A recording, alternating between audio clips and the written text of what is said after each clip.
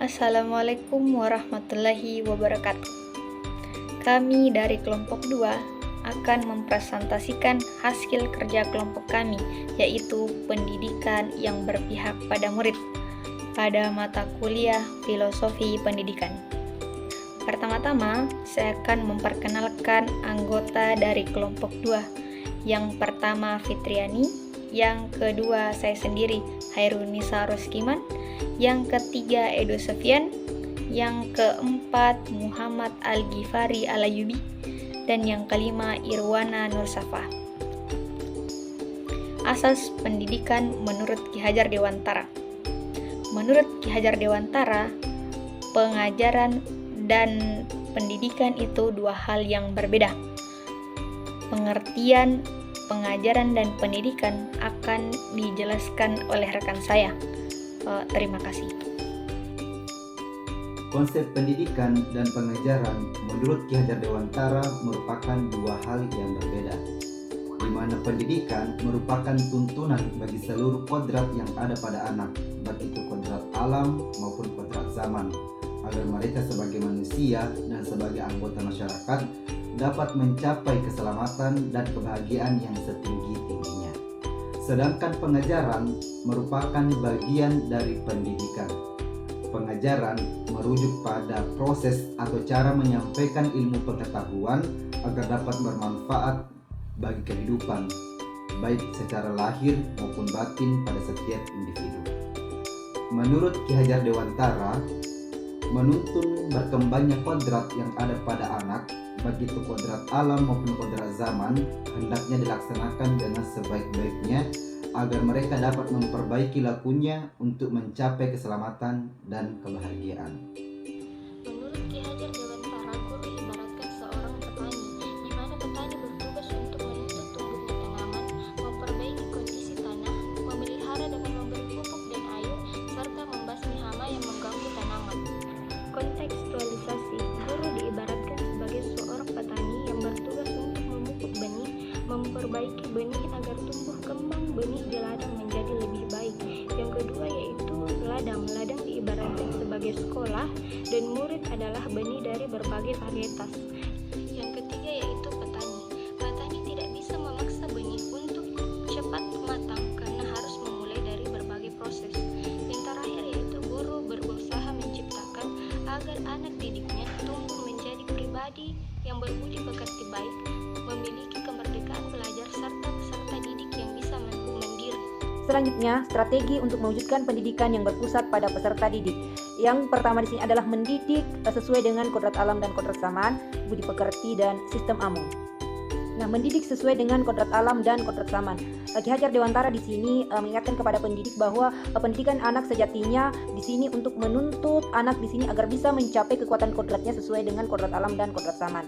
Nah, bila kita melihat pada zaman kodrat zaman, pendidikan saat ini itu menekankan pada kemampuan anak untuk memiliki keterampilan yang sesuai pada abad ke-21 seperti sekarang ini, yang mana pendidikan di sini berada pada zaman teknologi.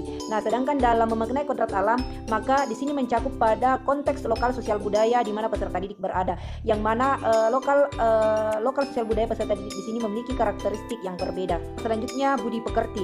Menurut Ki Hajar Dewantara, budi pekerti atau watak ataupun karakter di sini merupakan perpaduan antara gerak pikiran, perasaan dan kehendak ataupun kemauan untuk mencapai tenaga, atau dalam artian di sini perpaduan antara cipta atau kognitif, keras ataupun afektif, sehingga bisa menciptakan karya ataupun psikomotorik. Nah, selanjutnya di sini Ki Hajar Dewantara di sini menjelaskan bahwa keluarga menjadi tempat yang utama dan paling baik untuk melatih pendidikan sosial dan karakter kepada anak. Nah, keluarga di sini memiliki ruang bagi anak untuk mendapatkan teladan, tuntunan, pengajaran yang berasal dari orang tua. Sehingga budi pekerti di sini melatih anak untuk memiliki kesadaran diri yang utuh untuk menjadi dirinya atau kemerdekaan dirinya dan untuk kemerdekaan orang lain. Nah, selanjutnya sistem among. Sistem among di sini adalah suatu metode pendidikan yang menekankan pada proses pembelajaran yang dikenal dengan ingarso sungtulodo atau di depan memberi teladan. Nah, guru di sini memahami secara utuh tentang apa yang dapat ia bantu atau berikan kepada peserta didik agar bisa menjadi teladan dalam budi pekerti dan tingkah laku. Nah, selanjutnya adalah ing madio mangun karsa atau di tengah membangun kehendak. Guru di sini diharapkan mampu membangkitkan semangat, bersuakarsa, dan berkreasi bersama dengan peserta didik dengan membuka dialog, sehingga di sini guru berperan sebagai narasumber dan penuntun.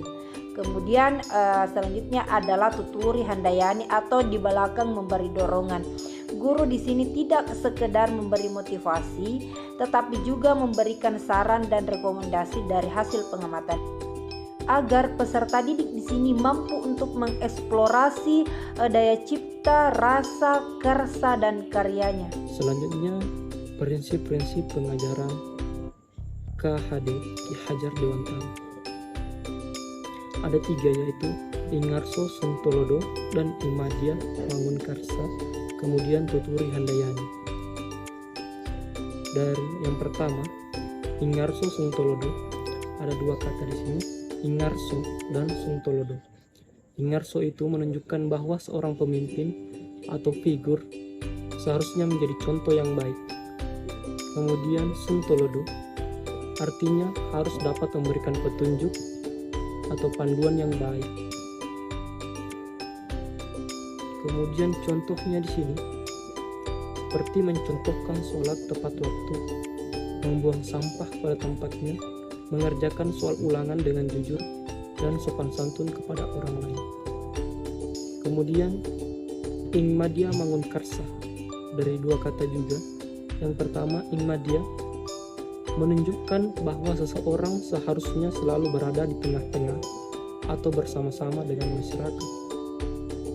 Dan Mangunkarsa artinya membangun semangat dan tekad yang positif dalam mencapai tujuan bersama. Nah, di sini membangkitkan semangat peserta didik yang sedang mengalami masalah untuk tetap fokus menggapai cita-citanya apabila dikaitkan dengan prinsip pengajaran Ki Hajar Dewantara. Kemudian yang ketiga, tuturi handayani. 2 kata juga dari kata tuturi, menunjukkan bahwa seseorang seharusnya memberikan contoh yang baik atau petunjuk. Dan handayani artinya memberikan dukungan atau bantuan. Dikaitkan dengan prinsip pengajaran, di sini tuturi handayani maksudnya di luar pembelajaran guru tetap memberikan motivasi verbal dan dorongan untuk terus berjuang menggapai cita-cita. Baiklah, itulah tadi topik 2, demonstrasi kontekstual, dengan pembahasan strategi dalam mewujudkan pemikiran Ki Hajar Dewantara, pendidikan yang berpihak pada murid. Sekian materi dari kelompok 2 ini. Wassalamualaikum warahmatullahi wabarakatuh.